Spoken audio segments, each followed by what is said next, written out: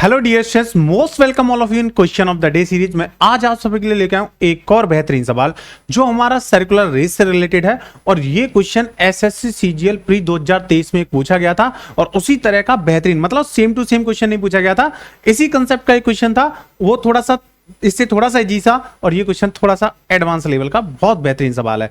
तो सभी बच्चे कम्युनिटी पर आंसर करना मत भूला करो, आपको 49 रुपीज प्राइज मिलेगा अगर आप कम्युनिटी का आंसर करते हो सबसे पहले। तो अभी तक कोई भी हमारे प्यारे बच्चे ने सभी क्वेश्चंस का आंसर जो है नहीं किया है, तो सभी बच्चे कम्युनिटी पर आंसर किया करो जिससे आपको प्राइज मिले। ओके डियर स्टूडेंट्स, तो ये आज के लिए बेहतरीन सवाल आप सभी के लिए लेके आया हूं।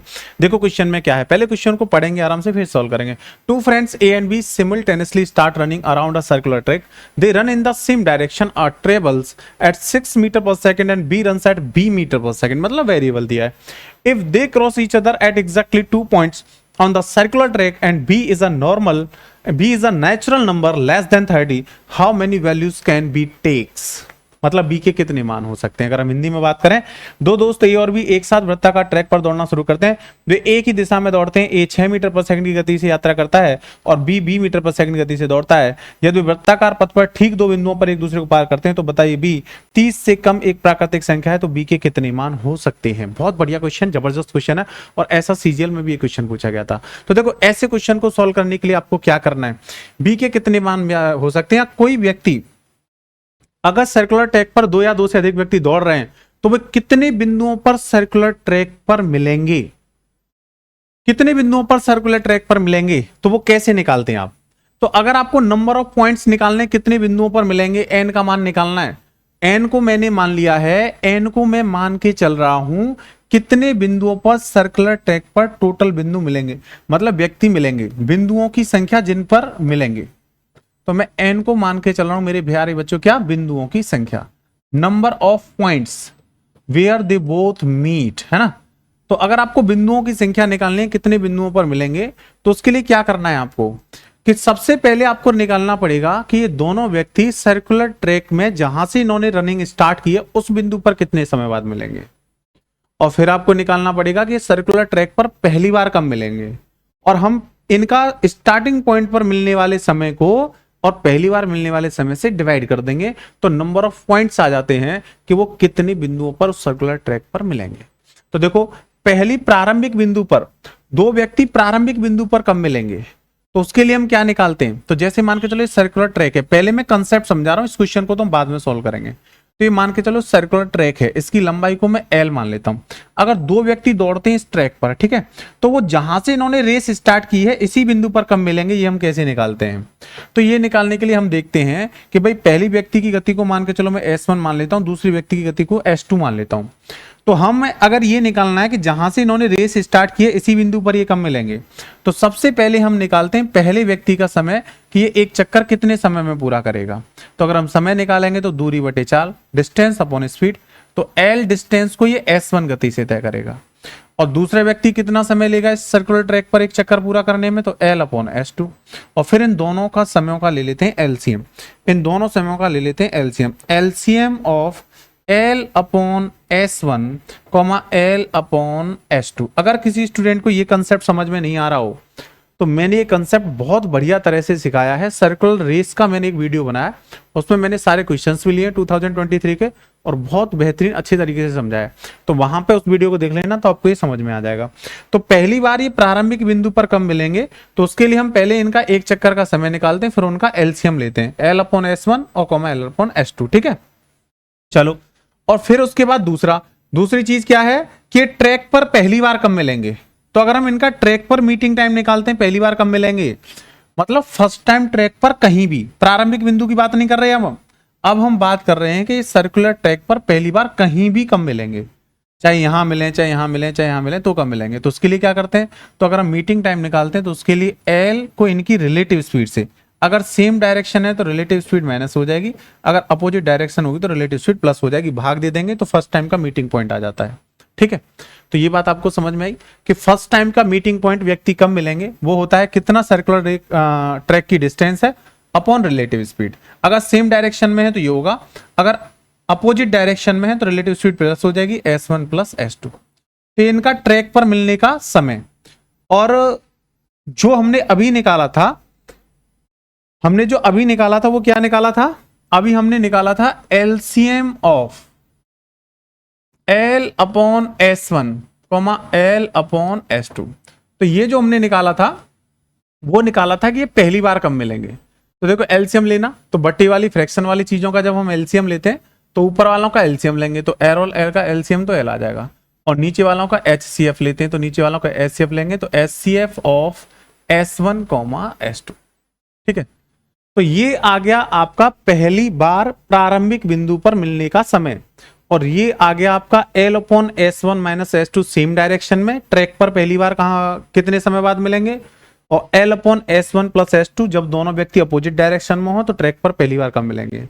लेकिन अगर हमें निकालना है कि ट्रैक पर कितने बिंदुओं पर मिलेंगे तो उसके लिए क्या करते हैं, तो उसके लिए बिंदुओं की संख्या निकालने के लिए हम पहली बार ये प्रारंभिक बिंदु पर ये कितने समय बाद मिलेंगे, प्रारंभिक बिंदु पर कितने समय बाद मिलेंगे,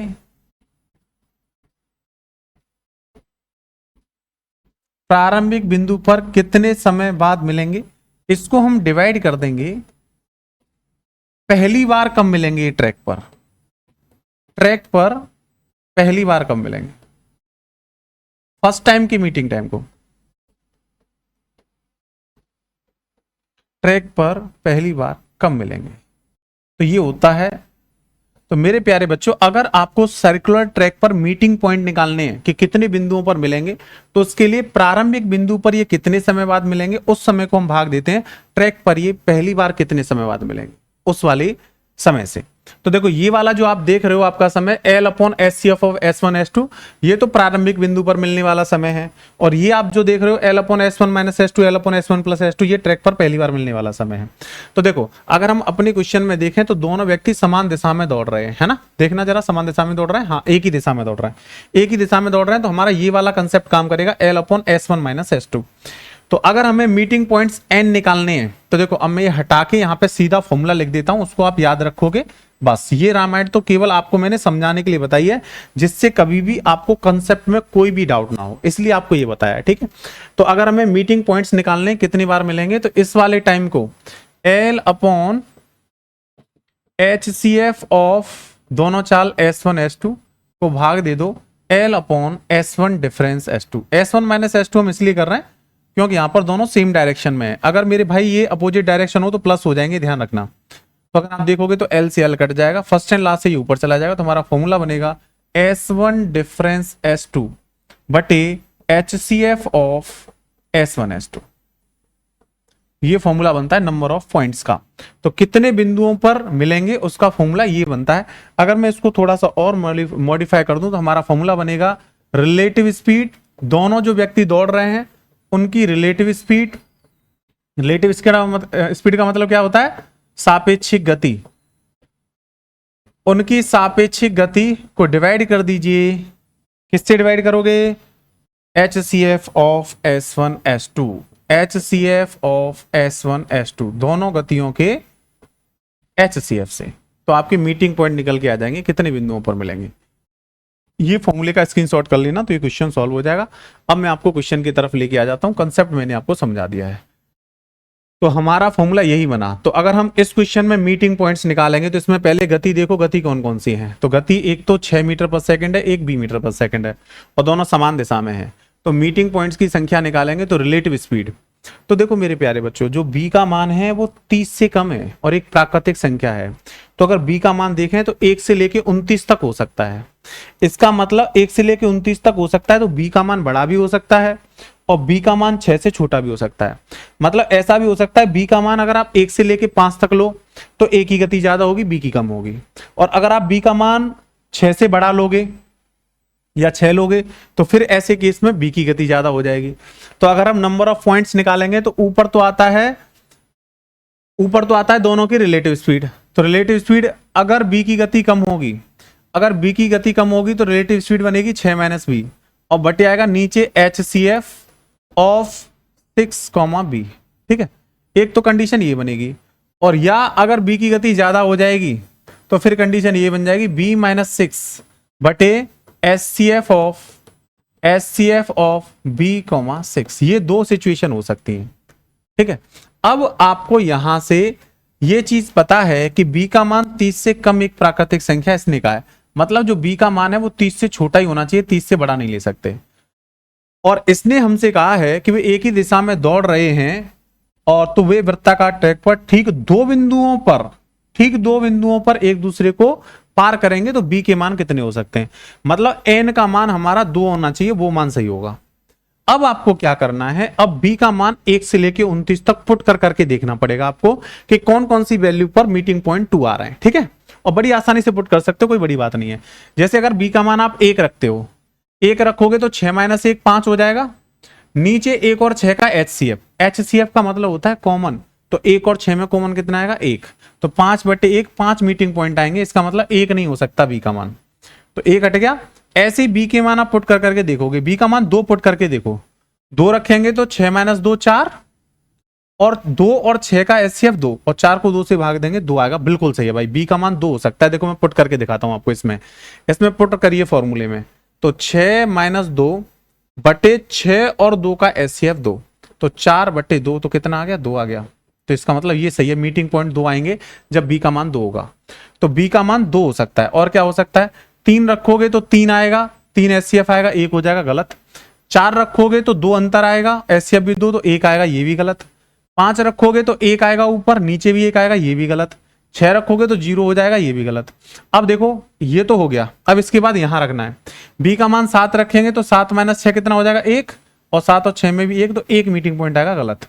b का मान 8 रखोगे 2, और 2 फिर भी 1 आएगा गलत। HCF और लेना है, ध्यान रखना नीचे b और 6 का।